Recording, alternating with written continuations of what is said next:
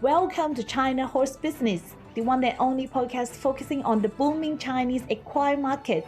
Bringing to you by two experts of Chinese equine industry, Zhi Qiang and Wan Li, from Shanghai and Beijing, introducing China to the world. Good morning, Wan. How are you doing? I'm doing good. Beijing organizes many equestrian competitions over the past months. It is reassuring. Good to hear that. I hope riders and horses will be safe and sound under this incredibly hot weather. So, in our third episode, what do we have for China news?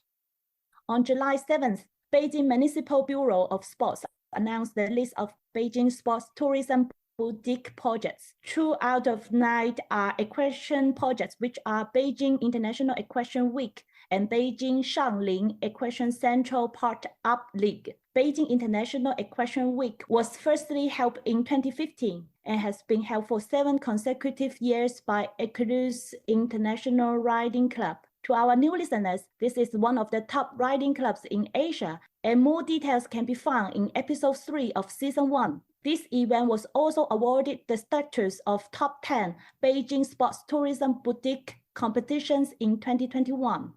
Well, Beijing Shangling Equestrian Central Park Up League had its first leg in July 2021, and its newest leg was held on the fourth weekend of July. Though the league is only 2 years old, its organizer is a veteran club, Beijing International Equestrian Club, JingHuaXing, which was also introduced in episode 7 of season 2.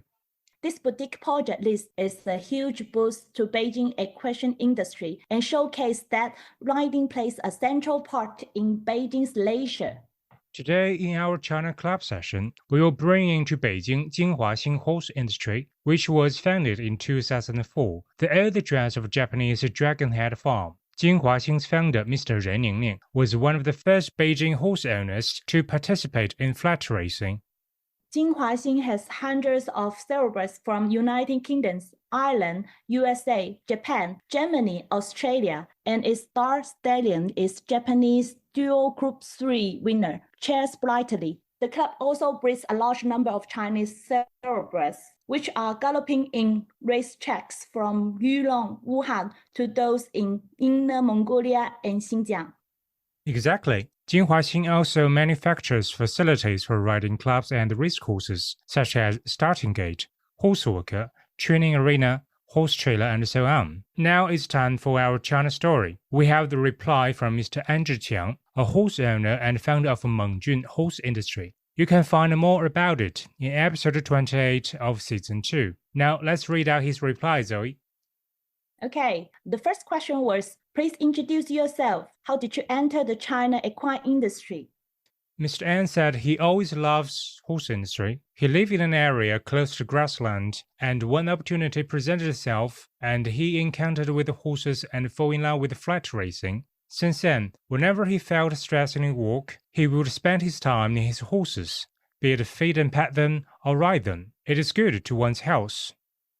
Mr. An continues and says, in the beginning, he only thought horse riding as a sport. He gradually realized the huge gap between the horse industry of China and other countries. He went to race courses in Hong Kong SAR and those in world-leading racing nations. He understood that horses and horse industry can enormously contribute to China's economic, and that's why he started Mengjun Horse Industry. The second question was, what advice would you give to those who wish to own horses overseas? Mr. An started with sales in Ireland, Australia, USA, and Japan, during which he learned a lot about horses because he bought yearlings all the time, and it is crucial to determine its future ability. Another important factor is medical exam to tell the horse's medical status before you buy one. For a horse owner from Chinese mainland, Mr. An says it is a rather difficult procedure to own horses beyond the border. From purchasing to training and racing, it is constant learning. One needs to learn from the experienced. Buying is sophisticated discipline and involves far too many details such as pedigree. It is imperative for you to learn before you can purchase a horse that suits you. Well put. And this is the first episode of season 3. I hope you enjoy it as we release the podcast on Tuesday now. This month's China Horse Business Live have been held yesterday on the first Monday of the month. The next webinar will take place on the 5th of September from 9 a.m. to 10 a.m. CEST. Yes, and guys, see you in the next episode. Bye.